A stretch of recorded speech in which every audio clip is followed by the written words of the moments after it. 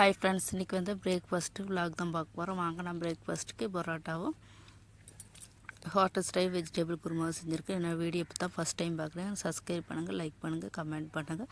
First மைதா மாவு எடுத்து ஒரு பாத்திரத்தில் கொட்டி முட்டையை உடச்சி ஊற்றிக்கலாம். அதுக்கப்புறம் உப்பு, சர்க்கரை, தண்ணி ஊற்றியும் போட்டு இது மாதிரி கை வச்சு போட்டு பிசைஞ்சிக்கலாம்.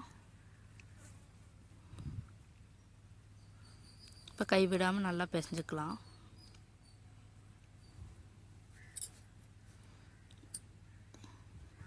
லைட்டாக எண்ணெய் ஊற்றி மட்டும் மறுபடியும் பிசைஞ்சு வச்சுக்கலாம்.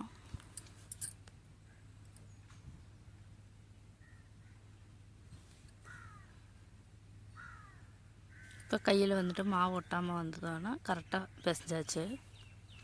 அதை எடுத்து ஒரு மணிக்கூர் வந்து நம்ம ரெஸ்ட் எடுக்க வச்சுக்கலாம்.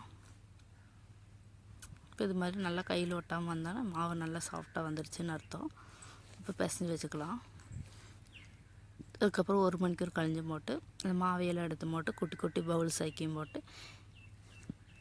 இங்கே வச்சுக்கலாம். நம்ம பரோட்டா அடிக்கிற பக்கம் இப்போ இதே மாதிரி எல்லா உருண்டையும் உருட்டி வச்சாச்சு.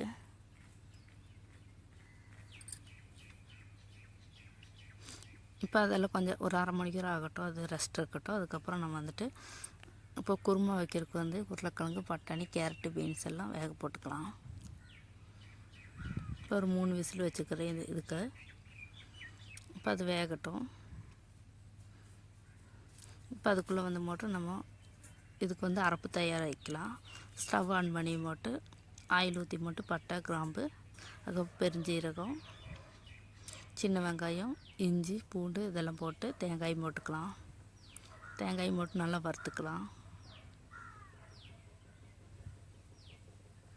இப்போ நல்லா வறுத்தெடுத்தாச்சு. அதுக்கப்புறம் நம்ம வந்துட்டு பொடியெல்லாம் போட்டுக்கலாம். மஞ்சள் பொடி, மிளகா பொடி, மல்லிப்பொடி போட்டு நல்லா வறுத்தெடுத்து ஆற வச்சுக்கலாம். இப்போ வந்துட்டு நம்ம வேக வச்சதை எடுத்து இப்போ பெரிய மிக்ஸி ஜாரில் போட்டு மட்டும் கொரப்பாக அரைச்சிக்கலாம். இப்போ அரைச்சிட்டு வந்துடுறேன். இதே மாதிரி கொரப்பாக அரைச்சிட்டு வந்துடலாம். இப்போ அரைச்சி அதை பக்கத்தில் எடுத்து வச்சாச்சு. இப்போ வந்து இதை வந்து பரத்திக்கலாம். கொஞ்சம் ஆயில் மேலே விட்டு போட்டு பரோட்டா எடுத்து மட்டும் அது மேலே வச்சுட்டு சப்பாத்திக்கல்ல லைட்டாக பரத்தி மட்டும் கையில் அடித்து இப்படி சுற்றி வச்சுக்கலாம்.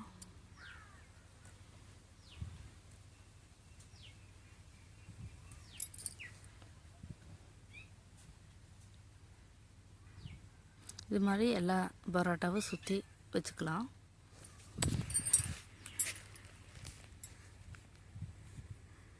இப்போ அதெல்லாம் எடுத்து 1/2 மணிக்கூர் அது இருக்கட்டும். அதுக்குள்ளே நம்ம வந்துட்டு குருமா செஞ்சிடலாம். ஃபஸ்ட்டு சீனை சட்டி அடுப்பில் வச்சு ஆயில் ஊற்றிக்கலாம். ஆயில் நல்லா காஞ்சோன்னா பெருஞ்சீரகம் போட்டுக்கலாம். அதுக்கப்புறம் பெரிய வெங்காயம் சேர்த்திக்கலாம். பெரிய வெங்காயம், பச்சை மிளகா, கருவேப்பிலை சேர்த்திக்கிட்டேன். அதெல்லாம் நல்லா வணங்கி வரட்டும். அதுக்குள்ளே நம்ம வந்து உருளைக்கிழங்கு வந்துட்டு கையை வச்சு நல்லா பிசைஞ்சிக்கலாம். பிசைஞ்சு மாற்றி வச்சுக்கலாம். இப்போ இதெல்லாம் நல்லா வணங்கி வந்துருச்சு. இப்போ தக்காளி போட்டுக்கலாம். தக்காளி போட்டு நல்லா வணங்கினதுக்கப்புறம் நம்ம கொரப்பாக அரைச்ச பேஸ்ட்டை வந்து இதில் சேர்த்திக்கலாம்.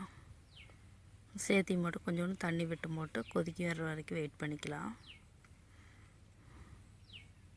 இப்போ நல்லா கொதி வந்ததுக்கப்புறம் நம்ம வந்துட்டு தேங்காயெல்லாம் வறுத்து பேஸ்ட்டு இதில் சேர்த்தி இது நல்லா கொதி வரட்டும்.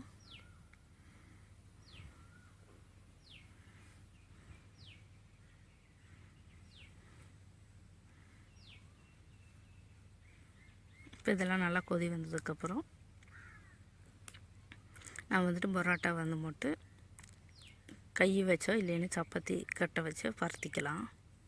இப்போ குருமாவெல்லாம் நல்லா கொதி வந்துடுச்சு. இப்போ கொத்தமல்லியும் கருவேப்பிலையும் தூவிக்கலாம். தூவி இறக்கி வச்சுக்கலாம். இப்போ தோசைக்கல் எடுத்து அடுப்பில் வச்சுக்கலாம். இப்போ தோசைக்கல் நல்லா காஞ்சதுக்கப்புறம் பரோட்டா போட்டுக்கலாம். இப்போ பரோட்டா போட்டாச்சு. இப்போ ஆயில் கீழே அப்ளை பண்ணிக்கலாம், மேலேயே அப்ளை பண்ணிக்கலாம்.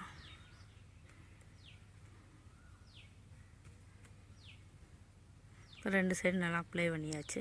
இது மாதிரி எல்லா பரோட்டா சுட்டு எடுத்துக்கலாம். இப்போ எங்கள் வீட்டுக்காரர் வேலைக்கு போகிறனால அவருக்கு மட்டும் 2 பரோட்டா செஞ்சு கொடுத்துட்டேன்.